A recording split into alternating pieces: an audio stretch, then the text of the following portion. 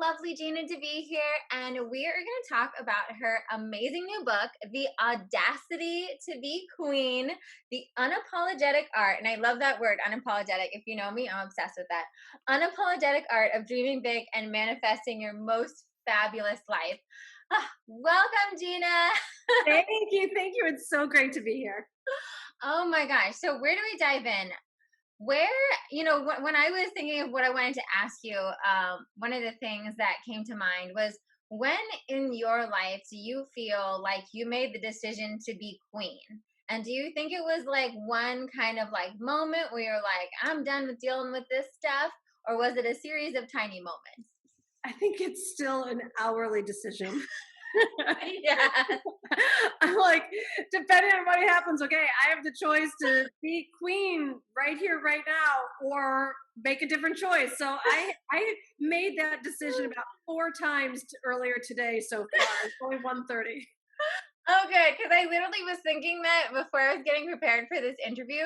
I've been dealing with some mold issues in my place, Oh, wow. and so when I wake up in the mornings, I really like don't feel good.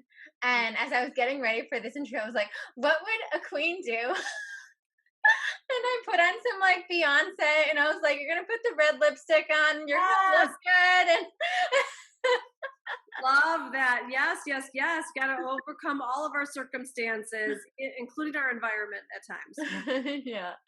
So was there a moment that you felt looking back in your life that really shifted you onto a different path? I know in the book you do talk about that moment you decided to move to LA.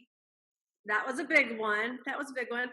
I think we're defined as much by what we say no to as what we say yes to. And so, there's been some career highlights of like things that I've said yes to that have really advanced things. But I think that, women getting great at making decisions about, not coming from a place of should, but from a real place of desire. So like really practicing, let your yes be yes and your no be no.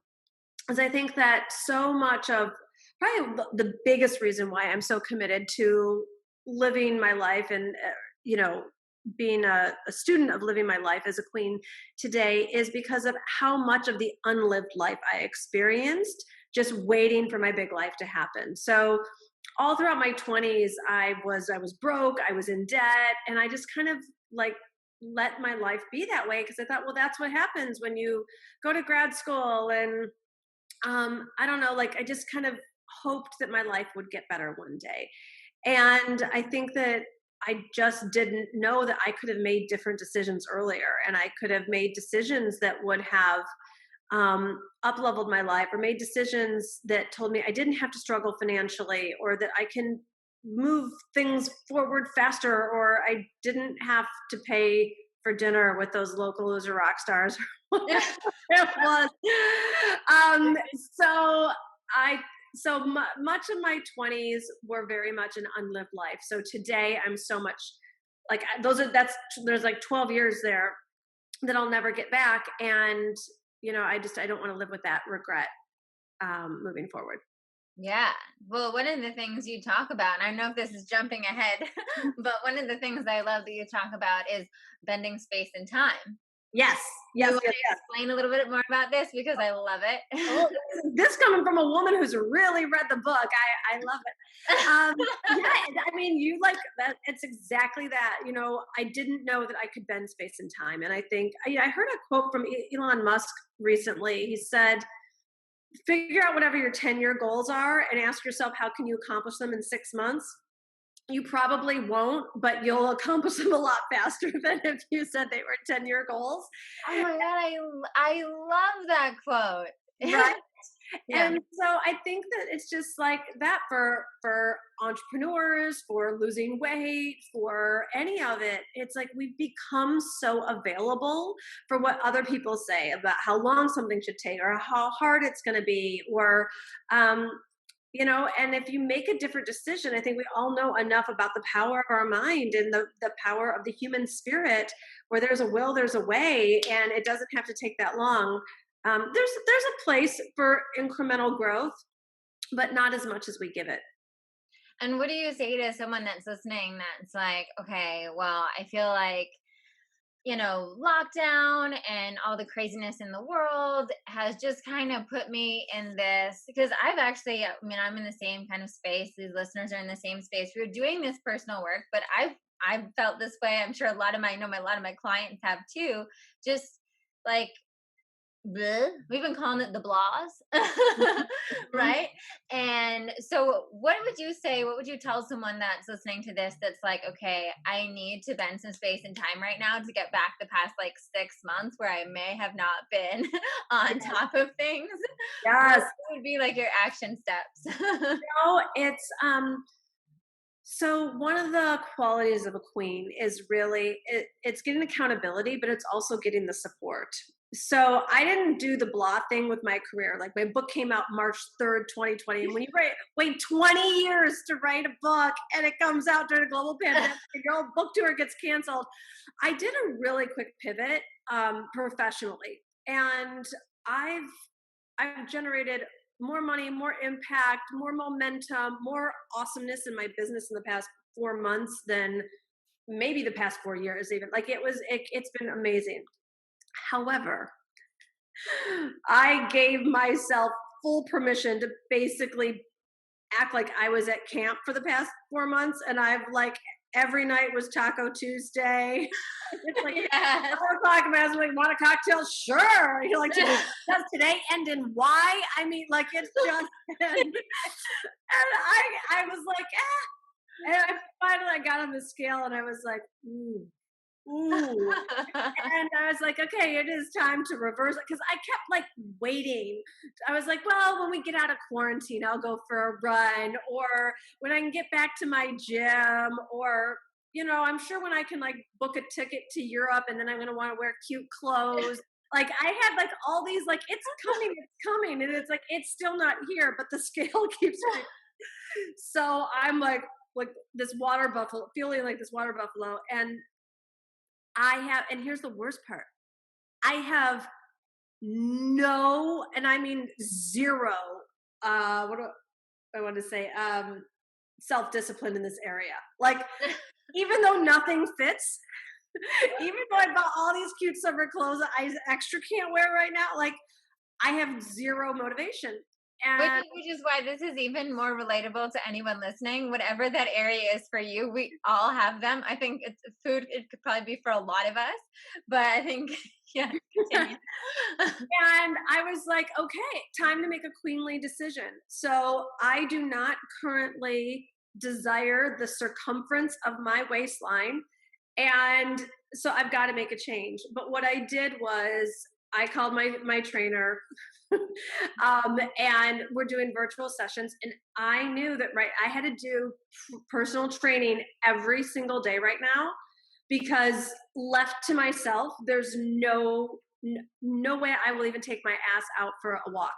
So I think all this to say, like, whatever area the blahs may have gotten to you, make the decision to get the support, because I know myself, and for me, I don't always hate working out. I just have to get into the habit of it, and when I do, I actually enjoy it.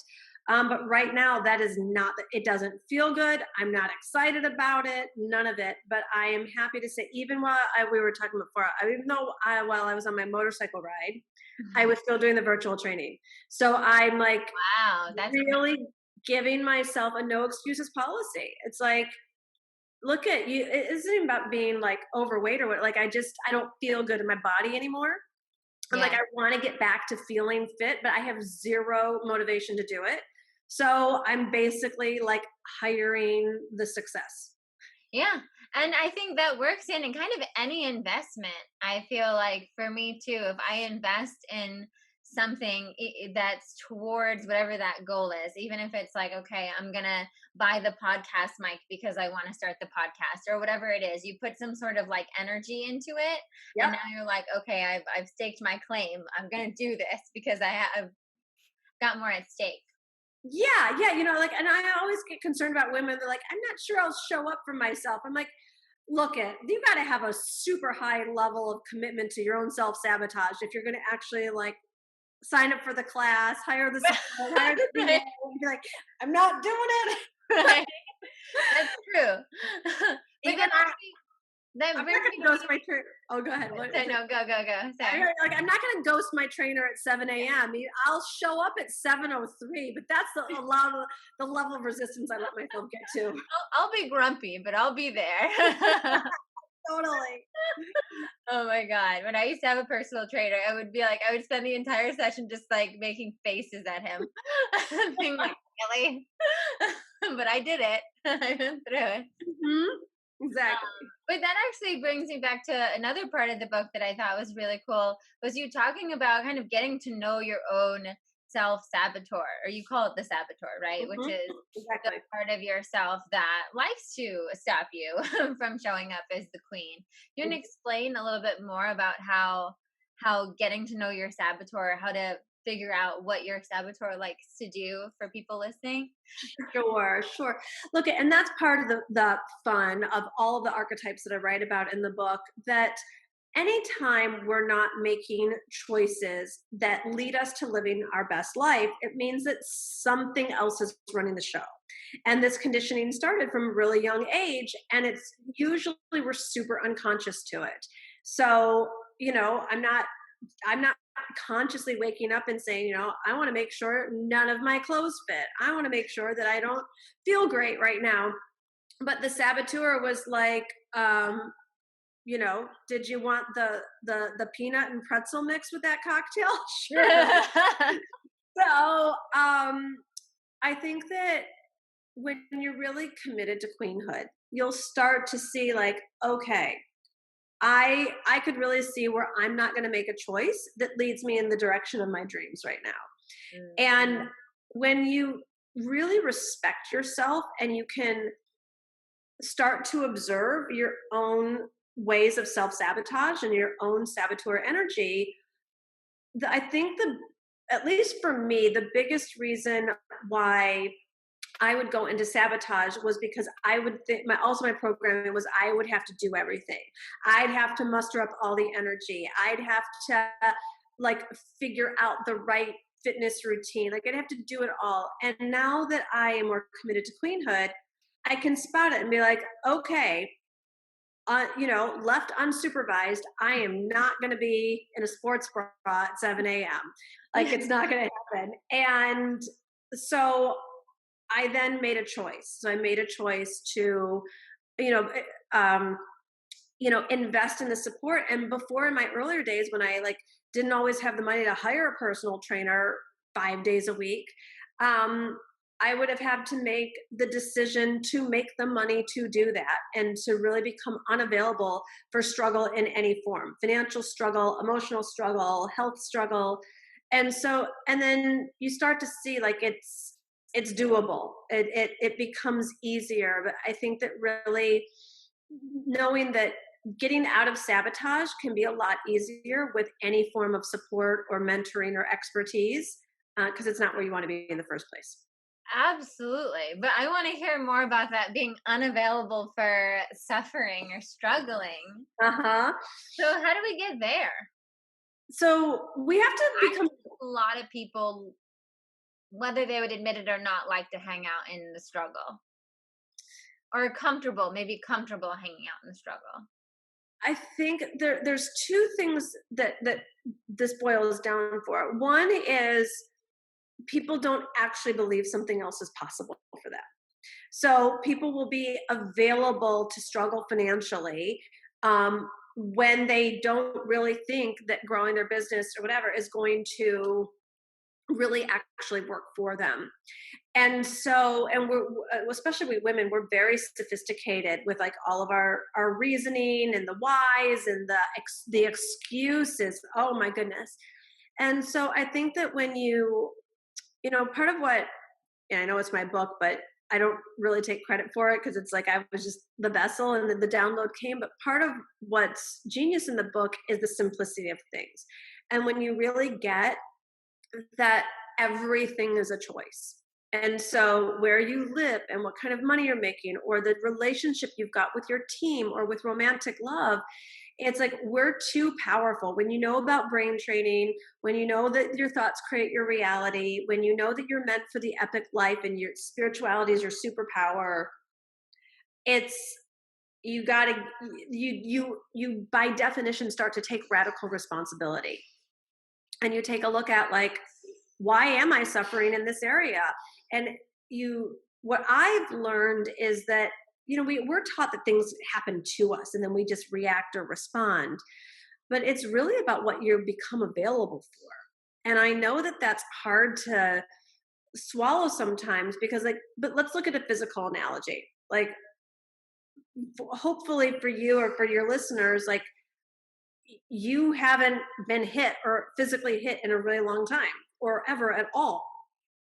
And if that's the case, it's probably because you're completely unavailable to be physically abused, to have your boundaries violated, to be around that level of low level behavior. Like you're like, it's like a no tolerance zone. So therefore it doesn't even enter your domain. And when I had to start taking a look at, like, I was actually, like, it's not conscious, but I was available for the financial struggle. I was available for a team member to quit like mid launch. I was available for emotionally unavailable men. So when you become unavailable for those things, it's just like getting physically hit. Like it doesn't even enter your zone. And how did that becoming unavailable look for you when you were deciding that around your business? When you were like, all right, I have the team members quitting, or this is kind of the roller coaster rider. Uh-huh. You guys have to read this book because she has so many good analogies. And you said it before, archetypes. That's the word I'm looking for. Archetypes that you can relate to. And I feel like a lot of my listeners are on the roller coaster rider right now, which is kind of like when things can go good, but then things can kind of go bad. And you've kind of like you're on a roller coaster, self-explanatory. So I think getting off the roller coaster is probably, like you said, becoming unavailable for those lows. And what were the steps that you would tell someone to take for that? So we're getting something out of whatever it is we're doing. Doesn't mean it's smart or right or healthy or any of it, but we're not doing something if we're not getting something out of it. So I really think that it's like kind of a Socrates know thyself moment. It's like really take a look at like, what are you getting out of being the roller coaster rider? Or what are you getting out of the self-sabotage? Or what are you getting out of playing whatever the game it is? And when we investigate our beliefs, we can kind of see how ridiculous they are. Like, it's like, but it's because of what we've been taught in program. But like, you're like, nobody will sign up for my programs or nobody will purchase from me. Really? There's 7.8 billion people on the planet. You got to be some slice of extra special, like what? To have nobody purchase from you. Or, like weight loss won't work for me or what, like, it's actually pretty simple. Like, it's like, what do you mean? It's like, it won't work for you. And so I think that the crazy making just happens in our beliefs that aren't rational, that aren't logical, that can't measure up into the light of day, which is why the accountability or community or mentorship is so important. Because if you say it out loud to another intelligent human being, like, they're not going to be like, yeah, you know what? I know everyone else can lose weight, but not you. I know everyone else can, like, get their next client, but not you. And I want to say about it, I think it's learning to really be there for yourself. That what the big problem is, we've made success in whatever form okay for so many other people, but not for ourselves. And when you start to make it okay for yourself, you tend to drop the drama. And you're just like, okay, who do I need to be and what do I need to do to guarantee my own success? Yeah, I love that. Dropping the drama, I think, that was a big realization for me in my journey when I just started out. And it was actually my assistant that pointed it out to me. Bless her. So she was like, Sandra, you'll have like one thing to do, but you'll add on like 7 layers of drama to it. And then you'll just draw it out and it'll become this big thing. And after having that heart to heart, I really looked at that and I was like, wow, I am making it so much harder than it Mhm. has to be. Um, 'Cause it's what you were taught. yeah, totally. Yeah, it's all my mom there now. But yeah, we pick up these patterns, and then I do believe our generation right now, especially women, we're just breaking generational patterns left and right, and really shifting into that next level of what's possible. Mhm. I love what you said. There's this Tony Robbins quote that I always love that my clients give me so much resistance on, which Let's hear it. is he said that if there's something that you want that you're not like fully going for, you're not like going 100% on, it's because there is some level of pain associated with you getting it. Mhm. And I think it's just such a beautiful, just kind of goes the opposite of what you're saying, that there's something for you in everything. So there's Mhm. actually, you're associating some level of pleasure with staying where you're at and some level of pain with perhaps whether it's doing whatever you'd have to do or you think you'd have to do to get there, or the responsibility that might be there when you arrive there or whatever's there, you know?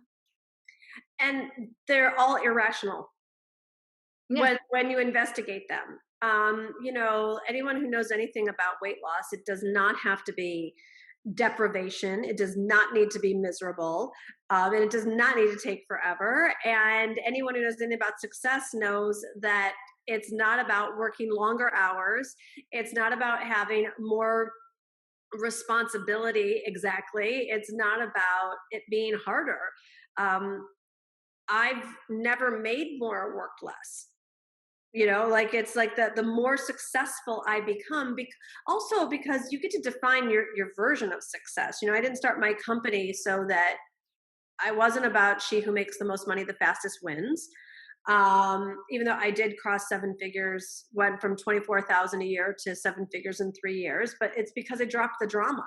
Like it did, when I the only reason why I'm not going into like a really serious drama thing right now about my cleanse, that my post quarantine cleanse, is because I've done it before. And when I dropped the drama and just only became available for the real results, then it actually was a pretty natural process that was not filled with deprivation, and it didn't take forever either. So it's like getting into the reality that the big success does not have to be that difficult. Yeah. And I feel like it goes back to what you started saying. It's that it's having that moment to moment decision of being the queen in it. Of being, Hmm. I'm gonna do that. You wanna explain the difference between a queen and a princess? Because I Sure. love that. So the princess, there's a couple of types of princess. There's like the diva, there's like the avoidant princess, which is what I used to be about finances. But a princess has a false belief that life is supposed to be perfect, and that when it's not going perfectly according to her beliefs, that something has gone terribly wrong. Where a queen has much more wisdom. So, like a princess mentality is like, but I made an Instagram post and 10 million people, it didn't go viral. Like, or, you know, I I'm working so hard on my business. Like, why am I not making more money? And it's like, well, because your morning routine, starts at 8 a.m. and goes till noon, and then you take your lunch break and call your friends, and then you do a little bit of answer some emails, and then you're at yoga at 3:30. It's like, you know, there's this like mentality around um, how perfect life should be that is just not what the wisdom of a queen knows. Mm. And so how does one shift from princess to queen? Awareness is first. Of and this is what I'm kind of joking around about it now, but this is also where women are just really hard on themselves. And there can be this sort of this entitled thing, like, why haven't more people liked my post? But it's because they expect so much from themselves that if there aren't really big results, then they're feeling bad about themselves rather than just saying it's going to take a longer time to build up this level of audience. Um, so I think, wait, what was the question? How to make that shift if you're noticing some Oh, princess qualities and you want to shift into queen. yes. So I think Well, that, even just using that same example you gave of kind of like a princess day. Now, what's the flip of that princess becoming a queen and shifting what her day looks like? sure. So, um, the princess is like, I made a post, why didn't it go viral? And a queen would be so committed to her message and her vision and being of service. She would be thinking of, how can I be of greater service? How can my life be used today? How can I make a difference in someone's life? And then go and write the next post from that place. Mm, yeah, yeah. Showing up differently in your life. Yes, being grounded in a sense of purpose and service, and contribution.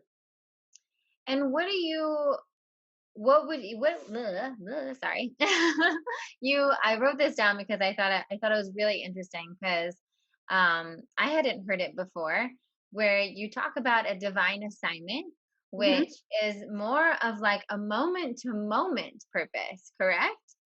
It can be either. It could be like, your big honkin' life purpose, or it could be your moment to moment divine assignment. Yeah, I thought this was really cool because when I was reading the book, Gina says at one point about how it could sometimes your divine assignment is simply like what's in front of you. It Mhm. could simply be like what you like, what's on the agenda today, if whatever it is. Mhm.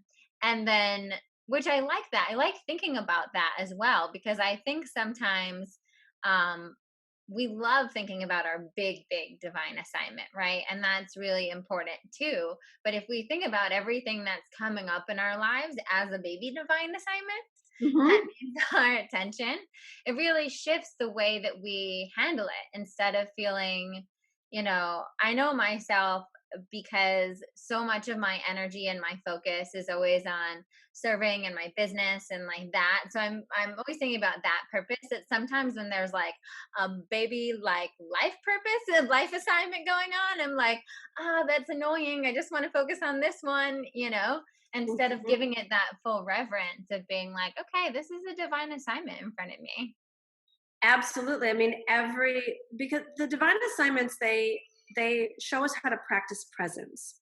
And so really allowing yourself to notice what's coming up for you, particularly if it's annoying.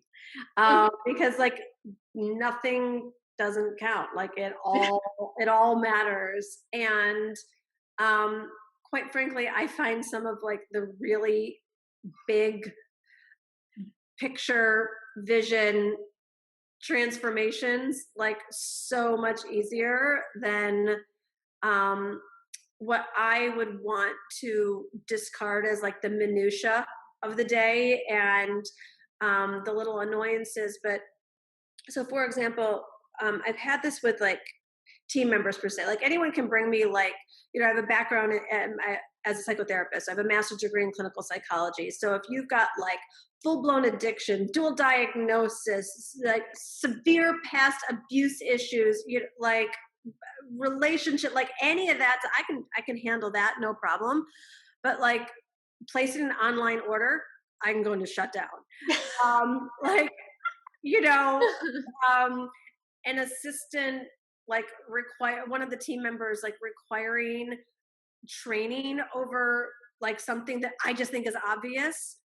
Like, well, I write about in the book. Yeah, yeah, yeah, yeah.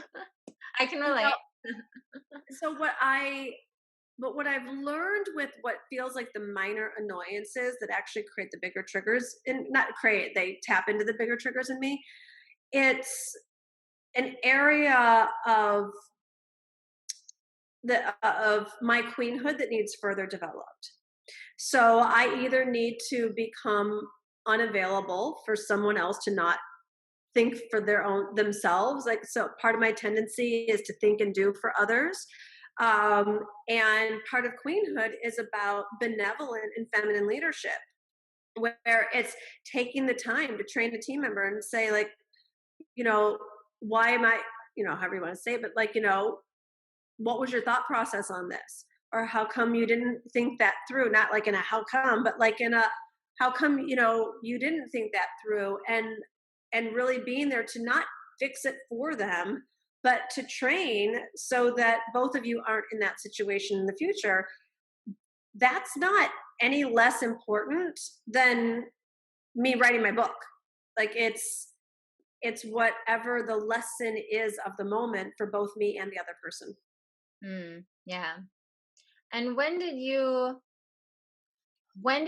come into realizing that the work you're doing right now with divine living and with the audacity to be queen, that this was your divine assignment, or this was part of your divine assignment, however you want to put It's been like, like in yoga, strength grows in increments. So it's been such an evolution. It's been, you know, at first I knew the story of Queen Esther and the concept of queen, but then I realized you can't be a broke queen. Like it takes a lot of money to be a queen. And I was broke. So then I had to go into like the money making chapter of my life and learn how to do internet marketing and all of those pieces. And um and then I learned about the um incorporating all of my loves and passions, incorporating spirituality and personal development, and then further on into lifestyle. So I think that it's just been this growth of evolution. And I think that's so good for a lot of my audiences. I call them heart-centered spiritual entrepreneurs. And I think that so often what I see is them trying to figure out like their whole package right now. And I have had similar things where like when I first started, I was in like love your body, vegan food, that kind of stuff. And I've come like all the way into spirituality and everything I do now. And it's been such an evolution. I'm always like, you don't have to have everything figured out, just start. And let Hmm. yourself be on that journey. But one of the things I do love, which kind of comes from that story you said, and what I really saw reflected in the book too, is that you have this both spiritual and strategic part of you. And that's something that I actually have a training called practical magic, which is like balancing the same things. Hmm. And I see that that's because of one, I think the new generation of leadership is us having those both, right? And I feel like you're just a big role model for that. Um, but I want to dive into the Esther story because this floored me. I did not expect this to be in the book. I know the Esther story, and I have these divine feminine cards that I've used with some of my for some of my group calls. I'll like pull a card or whatever. And Esther's come up a bunch, and then I saw it in your story, and I was like, oh my gosh! So can you tell, for anyone that doesn't know the Esther story, tell us the Esther story and kind of what that set you off on? Sure. So the Esther story it's a true story. Christians know it from the Bible, Jews know it from Purim. And for anyone else, it really is a Cinderella story where Esther was a Jewish orphan girl. Her parents were killed in the war. She got exiled from Israel, where she was sent to Persia, where she was treated like a second class citizen. And she's basically taken out of her comfort zone to be thrown into the palace harem when the king wanted to pick a new queen of Persia. She had to hide her identity.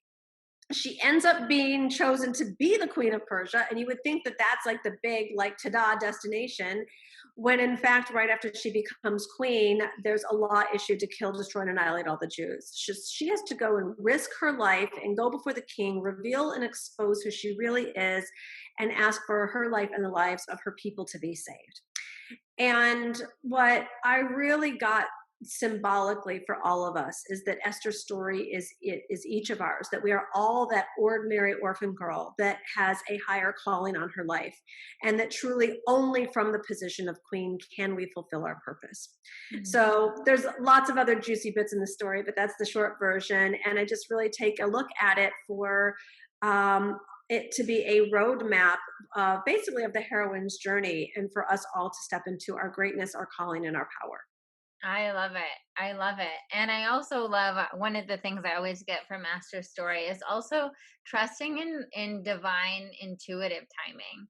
I feel Mhm. like that was a really Like she waited until the right moment to pull that card to be able to save the Jews.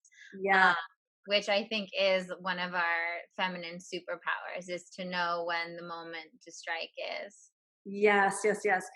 Her whole life was, we see that this moment right before she's going to go to the king and expose who she really is. Like she actually backs off and she's like, no, no, no, not me. And it's her cousin that says to her, Esther, for such a time as this, you've been called into royalty to save your people. It's like she didn't see it.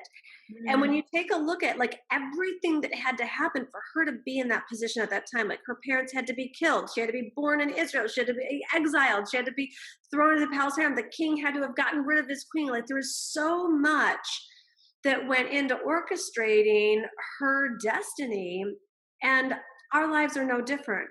If we really look at them, that like we think that, like I'll talk about those 12 years of wasted time and like, all this stuff, or when everything that was happening recently around anti-racism, at first I was like, like who am I? And like, no, not that's not for me to like step up or say anything. And so really getting that everything that we have been through is for our own, for such a time as this. And when we stop disowning our own voice, when we stop doubting ourselves, and when we stop being invisible to ourselves, and you can actually see, actually, you have been called, and we all have been called. And so that's what I think is so powerful in the Esther story. I love that. And what would you say to someone that was wondering, is kind of like, okay, I feel like I've been called, Gina, Mhm. but I don't know what my big divine assignment is yet. Or I don't know how I'm supposed to help people or show up in the world. Pray. Mm. That's the first thing. So when Esther, it was very clear, or it became clear, what her divine assignment was, and she had a choice. We have free will. She could have said no. But I think there's a line that says God's work will be done with or without you. So she accepted her calling, but the first thing that she did was she went into spiritual principle, and she went into prayer and fasting for 3 days. And that's where I believe that she was really seeking divine guidance, because she knew that her in and of herself didn't have the power or the strategy to fulfill this divine assignment. And but when we ask for the higher power to give us this wisdom or this insight, uh truly ask and it is given. Yes, yes, I love that. And I think that that's such an important reminder that people need consistently to hear, because we have a culture that wants like a quick fix. Like, am I Mhm. gonna like rub a crystal ball and someone's gonna tell me, can I like pay someone this? And they'll just send me an envelope in the mail that'll be like, this is what you have to do. But so much it's us going on that journey. And like you said before, really knowing ourselves, knowing Knowing ourselves. ourselves and really trusting that crystal clear guidance can is absolutely available to us at any time. Also, it takes some digging and it takes some patience, but more than anything, I think it takes faith, knowing that it's actually there. Yes, yes. Okay, I have two more things I want to. I have so Right. many questions, and they're all in like, if you see my eyes, they're just in post-it notes all over my screen. That's why. um, you talk about the injured feminine instinct, Hmm. and I think this is really important to touch on a little bit, because I do see this come up with a lot of my clients about, particularly them having trouble receiving, them Hmm. being uncomfortable receiving. And I feel like that's a big part of queenhood, right? Hmm. Is being able to receive and being supported. So, can you discuss a little bit more about what you mean by the injured feminine instinct in your book? Sure. So femininity is about receiving, masculinity is about giving. And we can just take a look. We are so idolizing, almost even addicted to the masculine dynamics in our society, that you can think about how much more comfortable are you to give. Like, you'd so much rather give someone a birthday present than receive one. And you'd so much rather um, give advice than be open and vulnerable to receiving feedback or reflection. And that really comes down to our injured feminine instinct. Like, it hasn't been taught or modeled to us how to get great at receiving, how to be safe in receiving, and just how to do it with grace. I mean, think about how uncomfortable it is for most women to even receive a compliment. It's like, oh, I love the dress. Like, oh, this old thing. It's like we just deflect it almost, without even thinking about it. So what I've boiled it down to is anything that is not working at the level in your life that you desire all comes down to your inability to receive, or your inability to receive at a certain level. So financial struggles, inability to comfortably receive financial abundance, um, uh, isolation, inability to receive like real connection and friendship, romantic love, the same thing, and so one of the practices of queenhood is to get great at receiving, whether it's a parking space in front of right in front of the farmer's market, um, a high-end client, whatever it is, like practice getting really great at receiving. And is there any practice you have for that? Or is it simply acknowledging when something is coming and like openly being like, I received this parking space, I received this man holding the door open or whatever it is? I find that especially when it's been a wounded area, I have to really work through intention. Because if I drive by, that parking spot won't be there. So if I'm really looking to get great at receiving, I've got to start to program my mind and say mantras and speak in intention, and really cultivate it, and then go slowly to be aware when it does show up. Hmm. So give me an example of a receiving mantra that you would use or that maybe you've used in the past that you liked. Um, I so okay.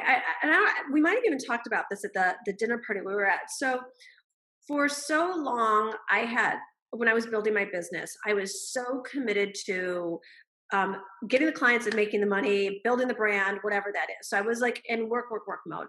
And I would go to different seminars and I would see like the mastermind pitches that were sold there and stuff. And like, I never saw my people. I didn't want to, I never felt like I really fit in.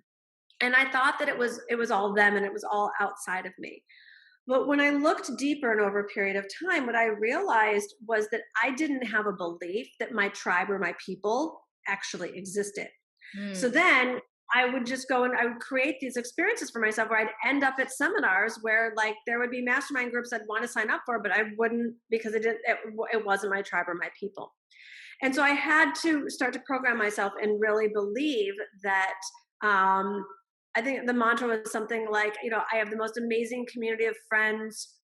I have the most like, what was it? The most fun, high vibe, amazing community of friends where we get together often. And it's like literally just like creating the vision, and said that over and over and over again. And like really made the decision that my people did exist, even though I had zero vision of it. Like I had a notion of what I craved, but I couldn't actually imagine having a community of friends that like had it all. Like I had like my business colleagues, and I had friends who knew me when, so they're kind of like family, but and then I had like friends that like were like super fun, but they were like kind of shallow. Like it was like I had this belief that I couldn't have it all in a particular community of friends until I changed the belief, and then that's exactly what happened. I love that. And I love the belief. That's one of the things I like doing is EFT. And one of the things I love about EFT, which could have just been one of the people that I learned it from, was the belief that, well, when it's how they taught me how to start it out was pretty much you talk about what you want to attract, if you're doing that kind of EFT. And then you say, the only reason I don't have it is because I'm blocking it.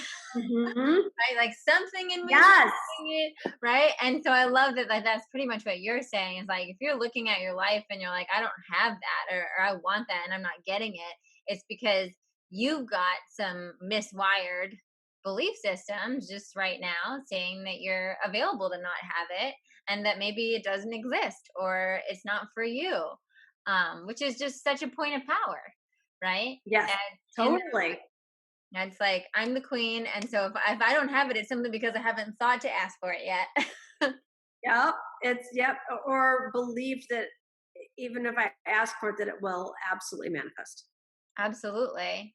And I love even just your method for that. I feel like you said, is it's simple. It's really looking at it and saying, okay, well, if this hasn't been here, what am I believing? What stories am I telling myself? What have I been available for, unavailable for right now? And then how do I make that decision again to shift it and have Mhm. a mantra and replay that and envision it? And I love that you said that you couldn't even imagine that, because I think I relate to that so much, where sometimes it's like you kind of know what you want, but you can't see it because you haven't fully experienced it, and that's like fine too. Like, don't let that stop you from manifesting it or for holding that space.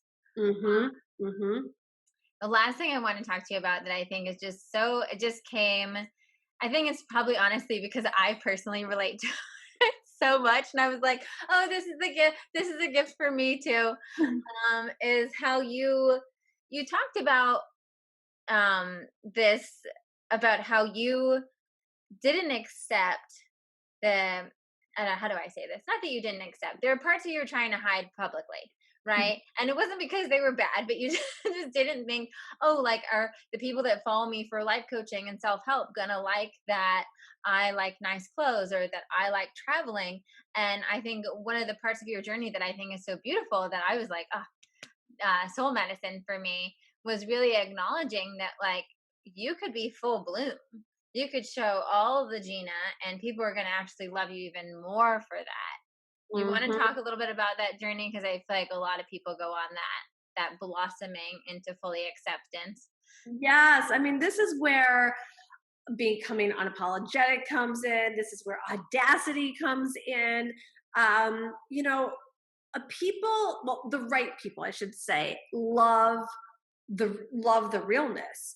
And we women have been so programmed to just tell everyone else what we think they want to hear. So it was recently a friend sent a little group text. There was like four of us or whatever, and was like, "Hey, I'm really like getting cabin fever. Got to get out of the house. Want to go for a hike, but this particular person had just moved here, so she's like, I don't really know of any great hiking spots in LA. Like, do you guys have any recommendations?" And so, like, I knew the other people that were in the group chat, and they they're they definitely have had a commitment to their physical routine. um, so the like, and they're those girls, right? They're the yoga girls. They're like they got that part of it down. And I was just like, Gina, you couldn't find a hike in LA to save your life. And like, I was like, should I just let them go first? Cause like I knew they had this, or like, and I was just like, I wrote her back and I was like, look it, if you need to know what beach club to go to in the south of France or where to buy a caftan, I'm your girl. But if you need a recommendation on where to go for a hike, no, I'm not. And like the chat blew up, and it was like so much more interesting to them. But I was just being myself, um, and I think that's just like what everyone, whether it's like the funny stuff or like the really like core, deep personal stuff. It's like what's most personal is what's most universal. And when we stop hiding that, like if I thought I needed to like make it look like it was more into physical fitness than I am. Yeah. Like it's just not it's not what people want. It's not that interesting. They got their hike recommendation anyways. It was like Yeah. um I think the more we just really get what's so awesome about each of us is the real parts of ourselves, not the parts that we think other people want to see from us. However, that does require surrounding yourself with people who really get you and see the best in you. And so make that commitment to yourself that you will just surround yourself with people who want the real you. Yeah. And being unapologetic about it and unavailable, especially if it's socially or being online, realizing that, hey, if you show a part of yourself and someone's not into it, then bye, you Mhm. know? Oh yeah, I got recently when I was on my motorcycle trip, I got this DM. This woman was like, I've been following you for years, and I think it's terrible as a leader that you're modeling such. I'm paraphrasing now because I can't remember it, but you're irresponsible activity or something like that.